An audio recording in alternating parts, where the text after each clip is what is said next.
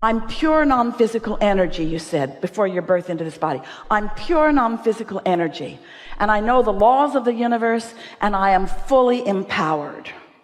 And now, a part of this consciousness that is me, I'm going to present or project or focus into a new leading edge environment where there are unlimited potential new experiences and so many unknowns. Now humans say, why would I be all-knowing and all-powerful? What could possibly be the reason that I would focus my consciousness into something that's new? And we say, because in the new combining, there is a new desire that is born. In other words, it's this eternal, never-ending, creative experience. It's what eternity is about, without exposure to contrast. So now let's think about it. Let's step back. You all right? Because this is right out there on the leading edge. So the differences that we have described between you and your humanness and non-physical is that while there is resistance in every particle of the universe, even in non-physical, the resistance that exists in the non-physical, where source is, where what you call God is, where your inner being is, would not be discernible from your physical perspective. It is so refined that if there were an instrument that could read contrast, it could not read contrast in non-physical, because it would need to be an instrument that is so refined that it does not exist. Just to make a distinction, it still exists, it's just not discernible from your human perspective. So what are we saying in that? We're saying something that our earlier friend wanted to say. There's a sort of grounding in the physicalness. There's a willingness to expose yourself to a greater degree of contrast, because out of the contrast is born the new. You weren't as willing as you act like you are now in this regard. You knew you were being born with guidance, and you knew that while you were going to be exposed to contrast, that you would feel when you'd gone too far. You knew that your guidance system would let you know if you were reaching beyond the bounds that your inner being would be willing to go. You knew you weren't going to fall out of an airplane. You knew you were completely safe in the process of that. You were willing to come into a physical experience where you did not have that kind of control, because the expansion was the bigger prize. The eternal nature of your beingness mattered more to you than the security of staying the same. And so it's this perfect process where the non-physical part of you said, we'll remain here constant and sure, and you're the pioneers out here on the leading edge where you will discover something new that you want, and as soon as you want it, we will acknowledge the perfection of that which you have honed from this, and we will give our undivided attention to the new desire that is born within you, and we will make it so vibrationally. And you said, because we are all creators and the leading edge is out here where you are, you said, and I, in my physical form, will connect with the energy that creates worlds, and together we will make this idea that was born out of contrast something that is real, that is tangible, that others can live and see. You get it? Out of war you want peace, and out of a desire for peace you discover a way to live it. But you do it in concert with this energy that creates worlds. This is a big topic. We got all over it. So, in a way, I agree to be ignorant of that. I agreed that instead of a band like this of exploration, that I would be born into a body where I had a band like this of exploration, because I knew out of a band like this of exploration that it would launch more rockets of desire over here to where they're tended under this band of exploration. I was willing to get out there on the bleeding edge a little bit for the purpose of discovering something that is more. But there's a really big point that we have not woven into this. The why of all of it. Why, if I'm pure positive energy and I'm experiencing no resistance, which is what so many humans think is the objective that we're teaching here. It isn't. We can see how you might decide that from what you hear from us. If you were in a place of no resistance, why would you come into a place where there's more resistance? Because out of that you give birth to new ideas. Well, what's the point of giving birth to a new idea if giving birth to a new idea I'm just going to allow it and receive it? What's the point? In other words, what's the point of expansion? What's the point of evolution? What's the point of becoming more?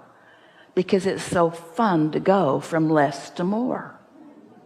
It's so satisfying when your life gives you an idea of something that you might like to experience beyond what is, and when your life gives you a big idea, a big reason for wanting something to be better, and then you find ways of releasing resistance of what's missing and finding the belief in the laws of the universe and the steady eye of your non-physical inner being, and you get in concert with that, so that you have the vision of what you're reaching for, so that the vision of what you're reaching for is more emphatic than the reality that exists outside of it, or the reality that even gave birth to it. And then you stand in the power of that energy, and you get to witness all of the forces of the universe bringing your idea into reality.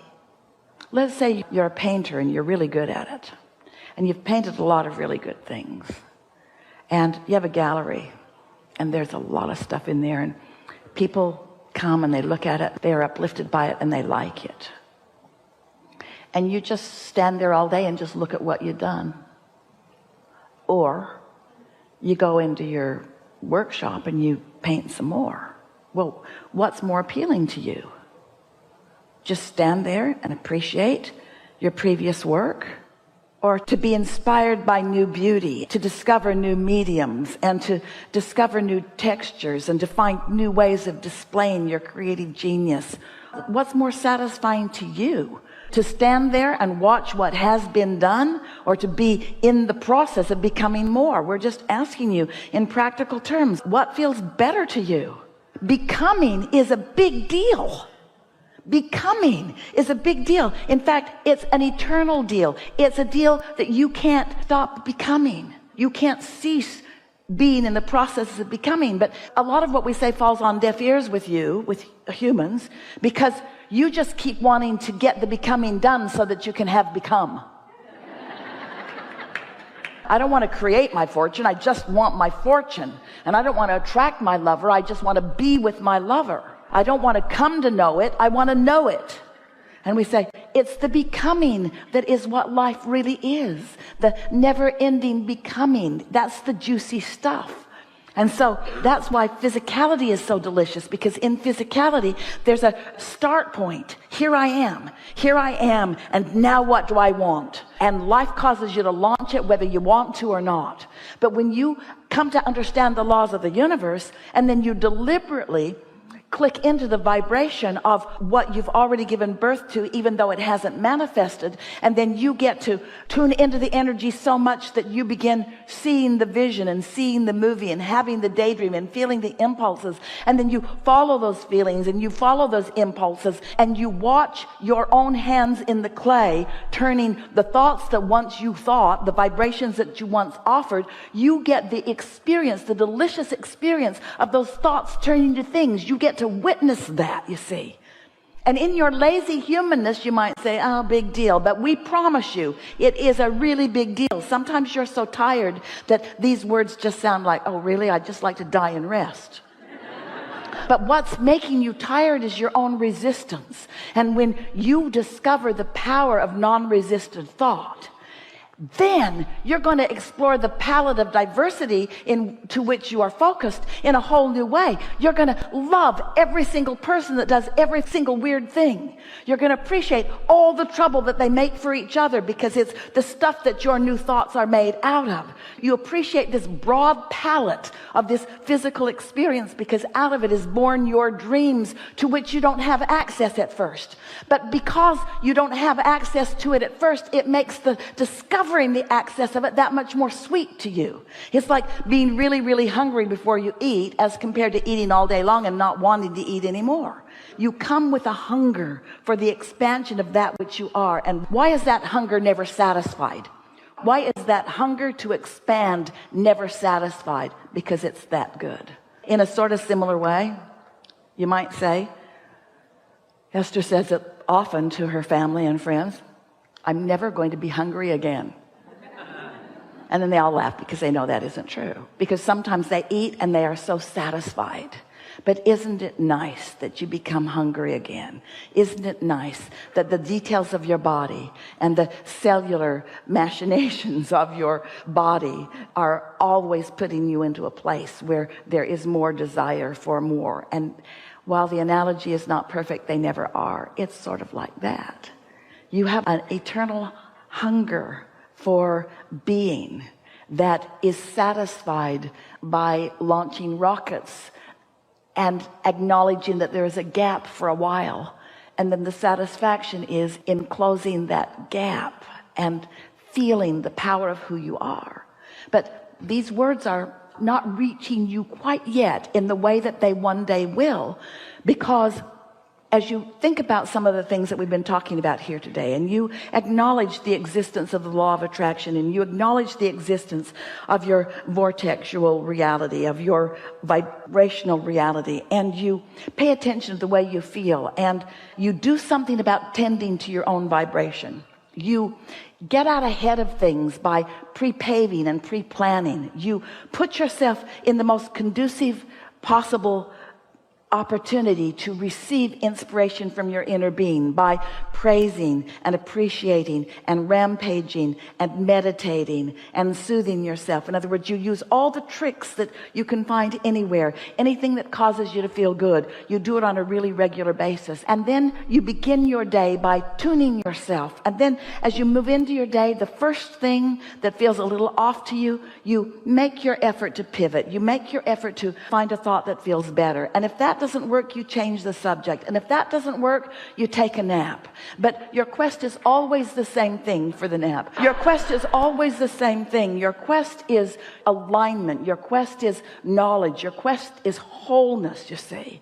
And so we get your questions. It's like, Abraham, I don't quite get it. I was whole, and then part of me came, and I deliberately caused a sort of separation. What's the point of that? And we say, what you're calling a separation, we're calling a refinement, was for the purpose of you discovering in a more tactile way things that you would like to create in this environment where things become tangible. We want you to accept that this time and space is the leading edge of creation. It's nice to have a thought and it's nice to have a dream, but oh, isn't it even more nice for that dream to become a reality? It's nice to think nice thoughts. It's nice to think about love. But isn't it delicious to have an object of attention to which you are flowing your love? The tangible realness of this physical time and space is the epitome of creating. That's why you took your creative genius and you brought yourself here.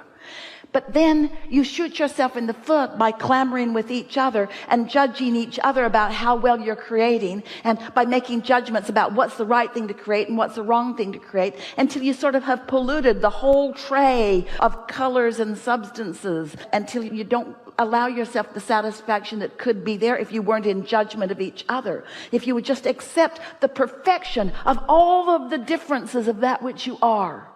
If you could accept the perfection without judgment of all of the differences that you are, then you would have this huge palette from which to choose. And when you launch a desire and then follow the lead of how your inner being feels about it, and then witness all things coming into place to give you exactly what you want, you would lose your sense of competition. You would lose your sense of people getting more than their fair share of the pie. You would lose your sense of injustice. You would lose your sense of vulnerability. You would discover and practice and hone and own your sense of invincibility and of perfection and of worthiness. And you would feel satisfaction all of the days of this physical life. And you would set future generations up for more satisfaction as well. That's really what's going on here. Nothing is going wrong.